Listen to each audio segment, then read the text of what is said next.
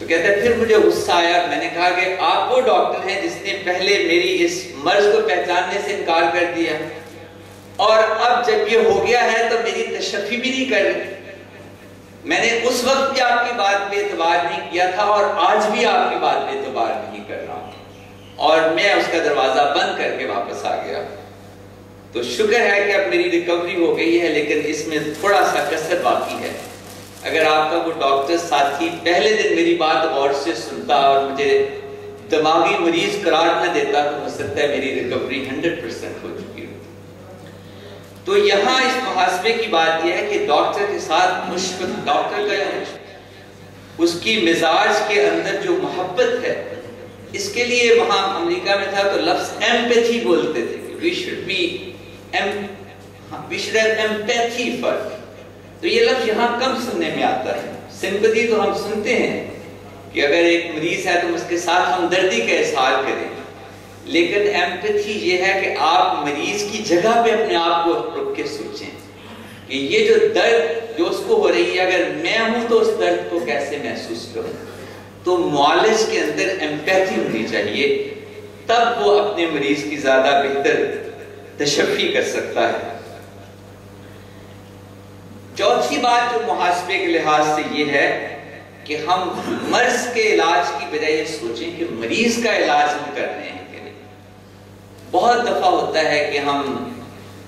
مرض کا علاج کرتے کرتے مریض کو بھول جاتے ہیں اور کوئی جتنا زیادہ سب اسپیشلسٹ بنتا جاتا ہے اتنا مریض کی جو اوور آل پکچر ہے وہ نظروں سے اوجھل ہوتی جاتی ہے. ٹی بی کا جب 50 سالہ مریض ہمارے پاس آتا ہے تو ہم بھول جاتے ہیں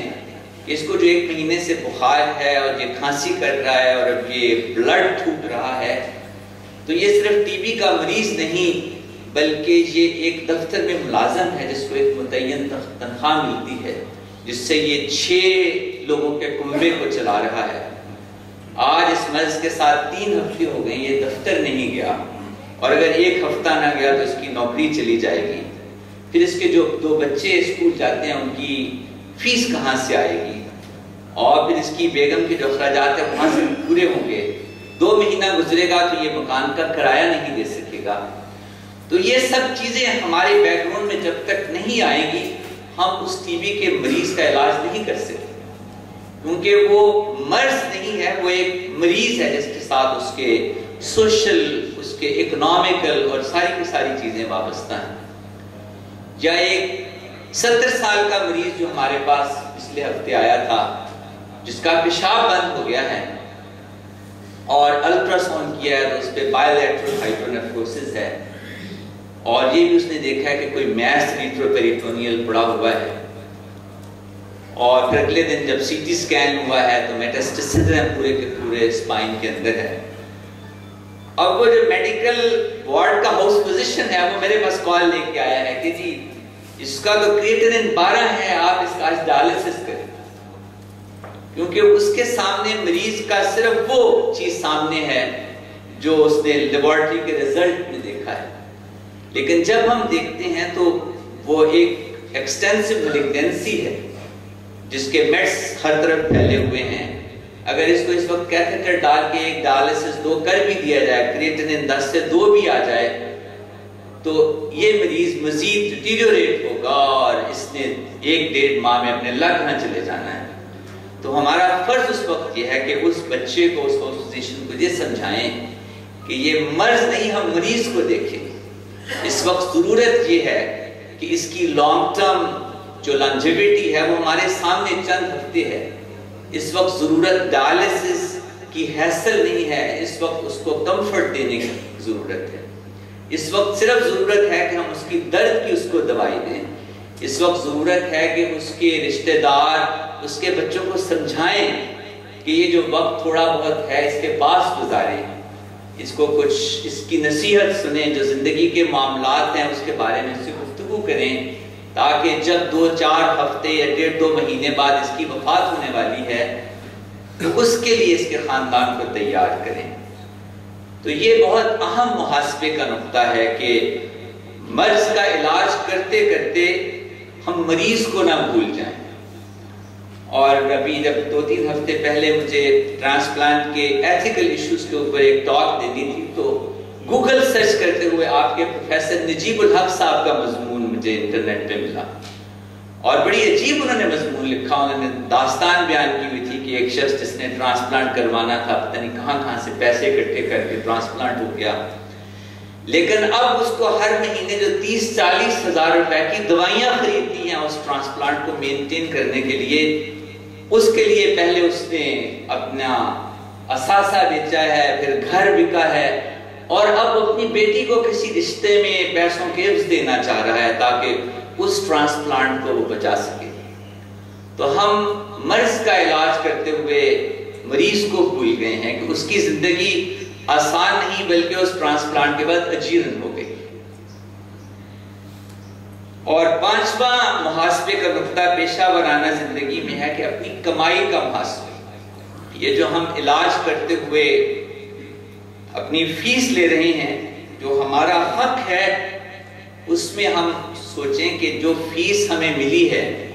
یا جس ادارے کے ہم تنخواہ دار ہیں، آیا ہم نے اس کو جسٹیفائی کر دیا؟ جو انیومریشن ہمیں ملی ہے اس کا ہم نے حق ادا کر دیا ہے؟ اس میں مقدار کہ ہم نے کتنی فیس چارج کرنی ہے یہ شاید بہت اہم نہیں ہے. اس کے لیے تو یارڈ سٹک یوزول اور کسٹمری ہونی چاہیے، لیکن ہمارے علاج میں جو غریب آتا ہے، جو مسکین آتا ہے،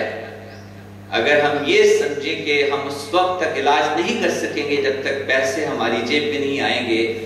یہ دنیا کے تمام دوسرے پیشوں سے مختلف ہے. یعنی آپ کپڑا خریدنے جاتے ہیں تو آپ کپڑے کے بغیر پرانے کپڑے میں تو گزارا کر سکتے ہیں، گھر نہ بنائیں، آپ جھونپڑی میں گزارا کر لیں، لیکن جو مریض آپ کے پاس آیا اس کی زندگی کا مسئلہ ہے. تو اس لیے ڈاکٹر کے کمائی کے لحاظ سے محاسبے کا جو عمل ہے وہ فیس وصول کرتے ہوئے عدل کے بعد احسان ضروری ہے، کیونکہ اللہ تعالیٰ ہمیں عدل کے ساتھ احسان کی ترغیب کرتا ہے. اور مولانا مودودی محترم نے اس کی تفسیر بیان کرتے ہوئے یہ کہا ہے کہ عدل جو ہے اس کے اوپر معاشرے میں نظم و ضبط قائم ہو جاتا ہے. یعنی آپ کہیں کہ میں نے یہ کام کیا اس کا مجھے معاوضہ دے دو، ٹھیک ہے، وہ جسٹیفائیڈ ہے، لیکن وہ فرماتے ہیں کہ معاشرے کے اندر حسن تب پیدا ہوتا ہے جب عدل سے بڑھ کے احسان کی طرف جائیں. آپ عدل کے ساتھ ایک خوش منضبط اور ڈسپلن معاشرہ تو قائم کر سکتے ہیں، لیکن ایسا معاشرہ جس کے اندر خوشی اور حقیقی لوگوں کے اندر محبت کے جذبات ہوں، وہ تبھی پروان چڑھتا ہے جب آپ عدل کے بعد احسان کے اوپر جائیں کہ جو حق آپ کا بنتا ہے اس کو بھی چھوڑ دیں، اپنے آپ کو نیچے ذرا بٹھا لیں. تو میں سمجھتا ہوں کہ ڈاکٹر کو اپنی کمائی کے محاسبے میں عدل کے بعد احسان سب سے زیادہ ضروری ہے، تاکہ آپ